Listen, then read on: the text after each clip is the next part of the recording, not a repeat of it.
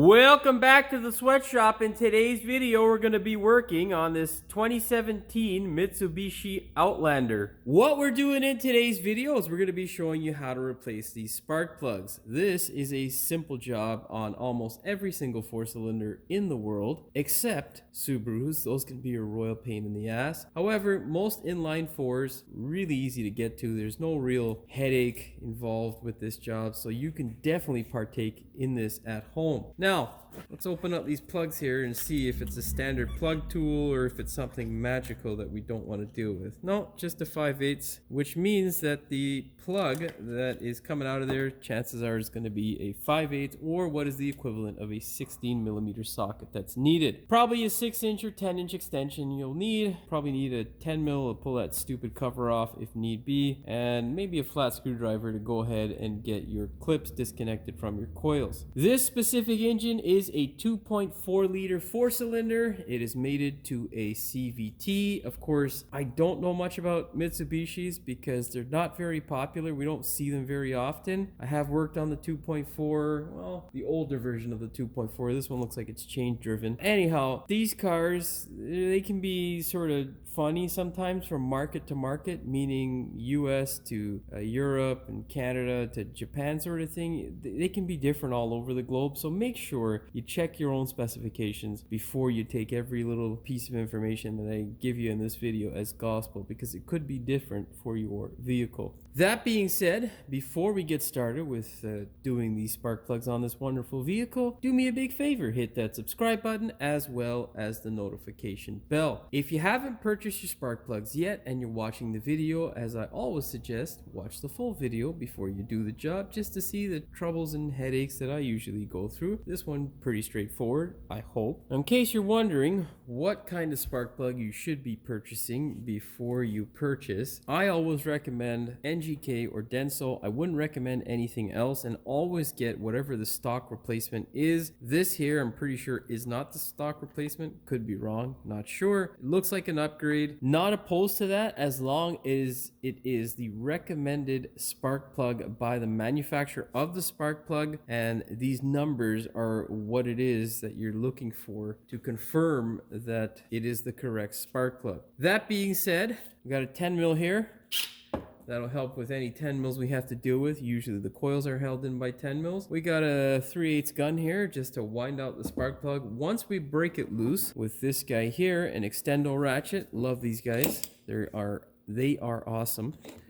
Got a 10-inch extension and a 5/8 spark plug tool. This guy here is a magnetic one from Snap-on, but if you have one with a rubber or something that's going to grip it, that's all that you really need in case you want to spend all kinds of money because you're swimming in it. That is the spark plug tool number. You can see there. Oh, come on, focus. You can see it there. I love this tool. It is my go-to for any spark plug job. So yeah. Anyhow, now what we're going to do is we're going to look in that region there and we're going to take that stupid cover off, see what we see. Okay, so you can see here is our wonderful cover. There's two 10mm that I can see so far that hold it. Just pull this thing right off. There's also a little nubbin over here, so you're going to yank it a bit forward. And as you can see, there are our spark plugs right here. So pretty straightforward job, not hard at all. Looks like we're gonna need a needle nose vice grip just to move this little guy out of the way. What you want to do before you touch any of these sort of components is make sure they're nice and supple, which means that they're malleable, they're bendable, they're not hard as ass and gonna crack, because if they do crack, you're screwed. Go ahead, clamp this guy down, pulls it out of the way. Break it loose by trying to twist it. You want to be gentle with this because the last thing you want to do is rip the hose. Okay, this guy's doing. All right, you know what? Let's get a flat screwdriver. With the flat screwdriver, we're just going to simply pry gently on it like so. There we go. Now just tuck that guy out of the way.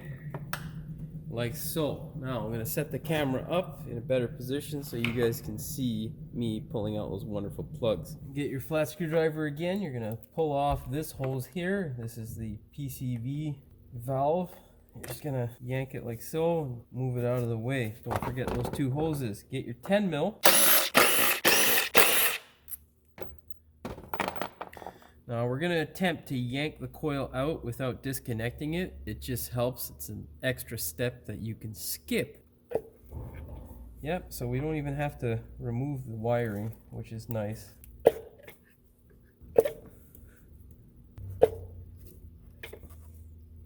Spectacular. Now, take your spark plug tool and just simply crack open each spark plug.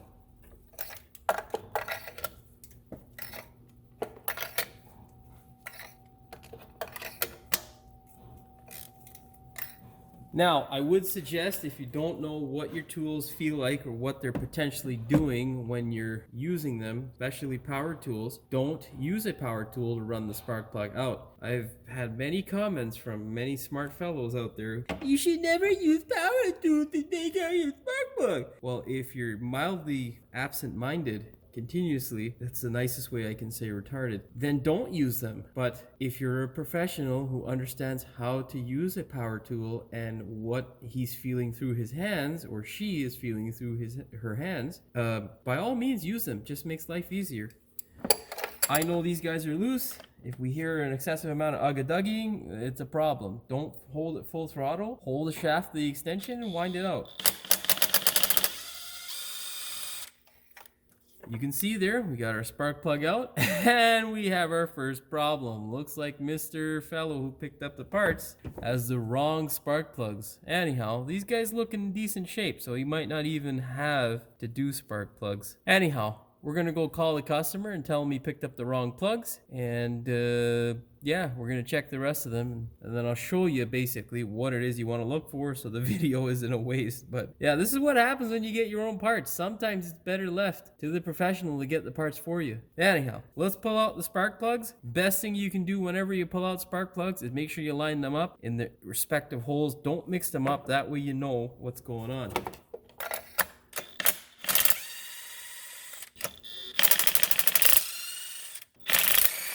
This one's nice and clean as well. Anywho, there you go, spark plugs.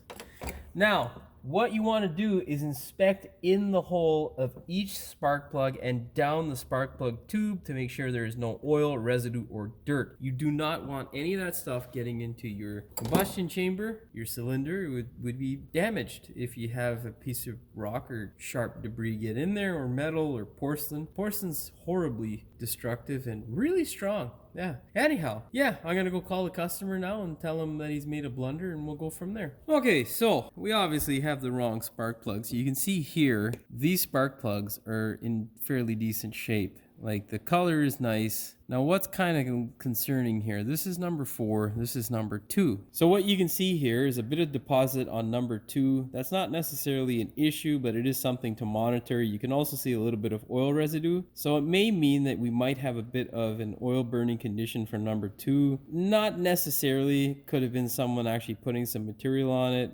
You never really know. Not something to be overly concerned about. In regards to the plug that the customer got here, you can see it's just not the right one. So always valuable to make sure you check the parts before you put them in, cross-reference it online, just because you don't want to end up in this situation. Anyhow, this one's going to go back to wherever it came from.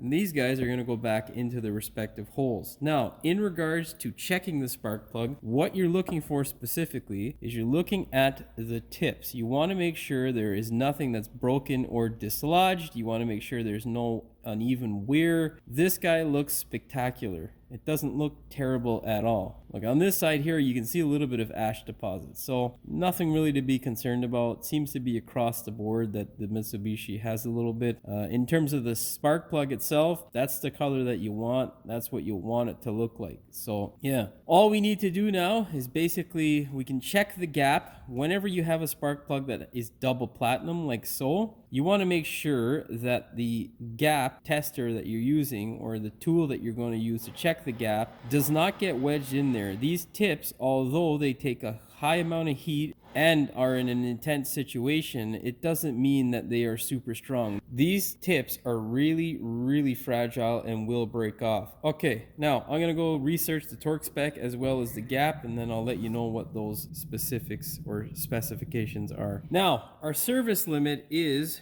1 millimeter to 1.1 millimeters, and in thou that is 40 or 0.040 to 0.043. The limit is 1.3 millimeters, and I'm not sure what that is in thou, but let's see here. Yeah, that's around 50 thou. So what you're gonna do is basically take this guy, you're gonna slide it in like so, right here, nice and gentle, and work it up like this to see where it sits. You can see there we're at around 43 thou, okay? And over here we're at 1.5 millimeters, okay? And what that means is this thing here is still within its service spec. I don't know how long it's been in there, so I'm gonna tell the customer to get a set, but it's not imperative that we do this today. What you wanna do anytime you do have spark plugs out is take note of that number right there, the part number, and compare it to the spark plug set that you're going to get. Now, when throwing these guys back in the car, torque spec is 13 foot-pounds or 18 newton meters. Just make sure when you torque it, it feels decently tight. It's okay to give it a bit more. I usually do anyhow. These guys are probably, you get 20 newton meters, and in the specification it also says it's okay to tighten it by +1 on the foot-pound side and +2 on the newton meter side. So yeah, let's go and throw these guys back in the car. We'll button everything up and call her a day. All right, now that we have our wonderful plugs all checked out and the gap is all within spec, we can now go ahead and throw them back into the car. What you want to do is make sure that this thing will not fall out when you put it upside down like that, because if you let it drop into the hole, you can damage the electrode, and that can cause you issues that tissues just won't solve. Thread it up by hand. Go ahead, go on to the next plug.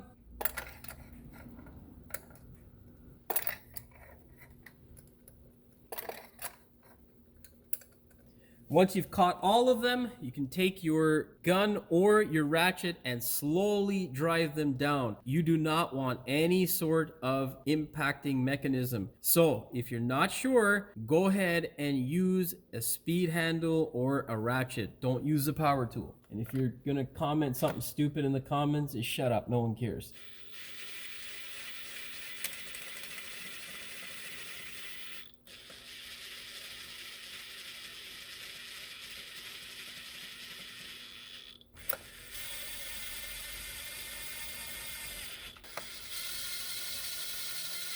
Now grab your torque wrench, set it to 13 foot-pounds or 18 newton meters. There you go, see? Almost there. Grab your coils, put them back into the hole, make sure there's no dirt on them, and guide them in. Do not allow them to collect any dirt as you put them in. Now, if you want, you can put a little bit of dielectric grease. Really no reason to most of the time anymore. It doesn't hurt though. Don't put anything else other than dielectric grease on your spark plug coils. Coil pack does not like them, and if you put any sort of foreign material, it can expand that rubber boot, and yeah, that won't be good. Of course, thread your bolts in by hand, and then you can take your gun and run them up. Torque spec, I couldn't find anything, so I'm gonna just torque them down to 8 foot-pounds or 11 newton meters, I think it is. Yeah, 8 foot-pounds or 11 newton meters. Jimmy's correct, his brain still works after a long, hard day.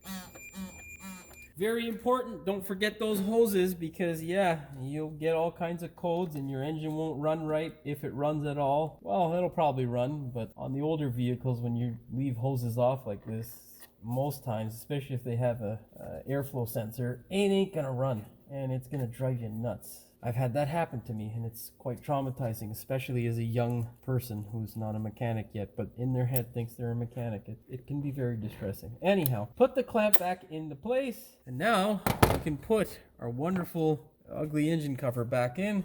You're gonna line up that hole first, all right? And then slide it into place like so, and then just run these bolts by hand. Did I get it in the hole? Come on, guy. Let's use this guy here and run it up. There we go. Alright, that is how you do your spark plugs. Very easy, something you can definitely do in the driveway. Now, let's go ahead and do my ending so we can move on to the next video. If you'd like to see how to drain and fill up CVT fluid and change out the pan on this thing, check out my next video. That's all she wrote for this one. All you got to do now is take the thing for a test drive, make sure all is well with your Mitsubishi, and you are good to go. Hopefully you found the video entertaining as well as informative. If you did, please like, share, and subscribe. Don't forget to hit the notification bell so you never miss one of my new videos. And as always, thanks for watching. We will see you in the next one.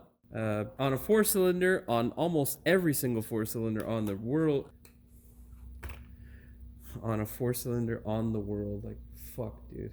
You know what the problem is? I've been fucking frying my brain with this piece of shit phone, and it's driving me nuts. If anybody knows out there why it is that a Samsung Note 9 will just increase its RAM usage without any explanation, and after you clear the goddamn memory, nothing happens and it just stays ridiculously high. The phone heats up and it drains your battery like crazy. Let me know, because it's driving me fucking nuts. It's wasted 3 hours of my fucking day today. Anyhow, let's start the video all over again.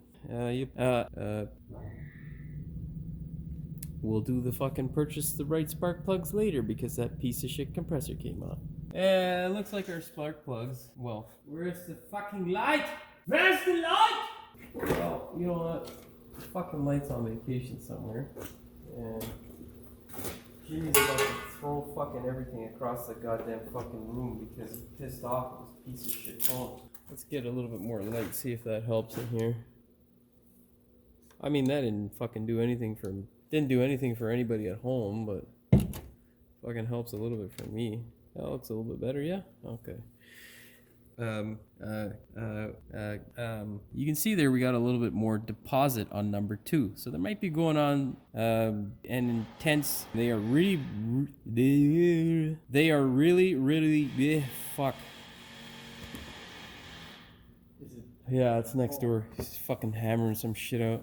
You are doing the YouTube? Yeah. Oh. Yeah. Maybe I have seen your channel before. Maybe? Maybe. Possibly.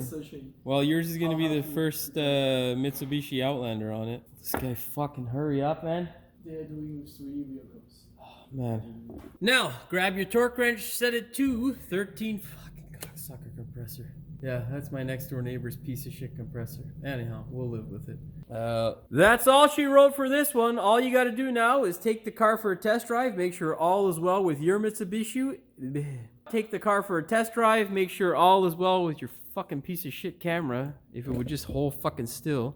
Cocksucker. The camera fucking drifts over. It's such a pile of shit sometimes. It's not even the camera, it's the gimbal. Fucking stupid thing. Anyhow. Maybe because the sensor is getting hit. Maybe, but it's just due to it being fucking stupid at the moment.